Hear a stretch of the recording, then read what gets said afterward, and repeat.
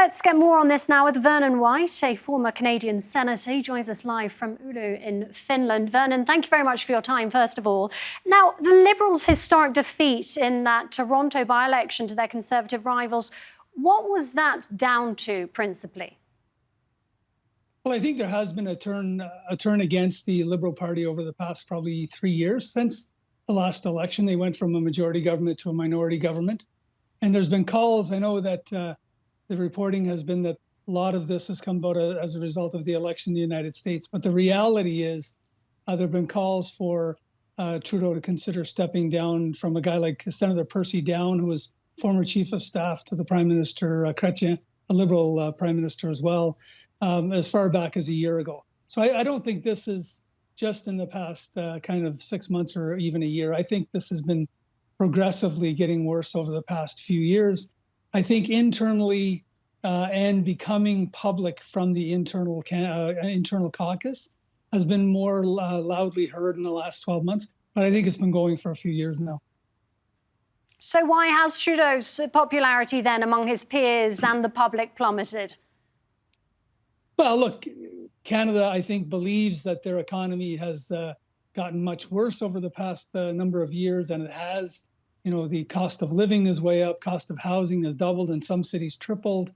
Post-COVID, I think every country in the world probably had challenges, but I think Canadians feel it's hit them harder than most.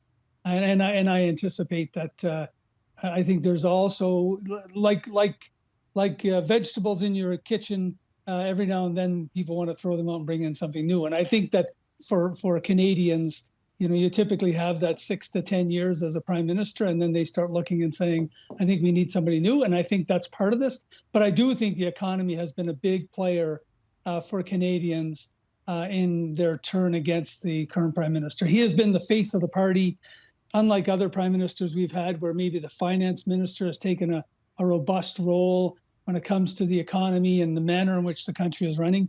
The prime minister has been the front and center throughout this.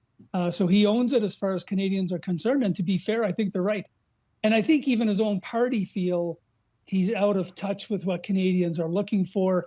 You know, after COVID, cost of living has gone sky high, as many people would say. Housing is out of control costs, and yet we're getting hit with more and more taxes, particularly when it comes to carbon tax pricing. And I think Canadians are just done with it. And I think the leader of the Conservative Party, Pierre Poilievre, has hit the right mark when he's talking about how this is impacting on middle and lower income class Canadians. And I think it's catching on. Even though he's not, Pierre Poilievre may not be seen as the most popular leader of another party who's probably about to become the next prime minister, he is saying the right things. I think for most Canadians, they don't know him very well. But I think once he's the prime minister, they'll get to know him. And Vernon, just briefly, who else could replace Trudeau as Liberal leader?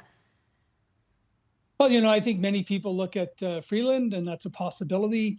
I also think Mark Carney, who's the former head of the Bank of Canada and also the former head of the Bank of England, could step in there. But there are other people. Dominic LeBlanc, who has, been in politics a long time. He has a history of politics in his family with his dad as well. Well liked for the most part, I think, particularly from Eastern Canadians, but also would be probably palatable for many Quebecers who will look probably for somebody who's fluently bilingual. So I think there are a number of people inside. I think part of this will depend on what process they use, though, because typically this is a national convention that determines the leader of the party. I'm not sure they have time to do that. There's too many moving parts here. March 28th is not very far away, 2.5 months. Pick a leader and then have that leader start to get ready to actually jump into Parliament if they're a sitting member of Parliament and actually start to play the role of Prime Minister of Canada. It's tough to get this done in time. I'm not sure how they're going to do it. Indeed. Vernon, thank you very much for your time. Vernon White speaking to us live there from Oulu in Finland.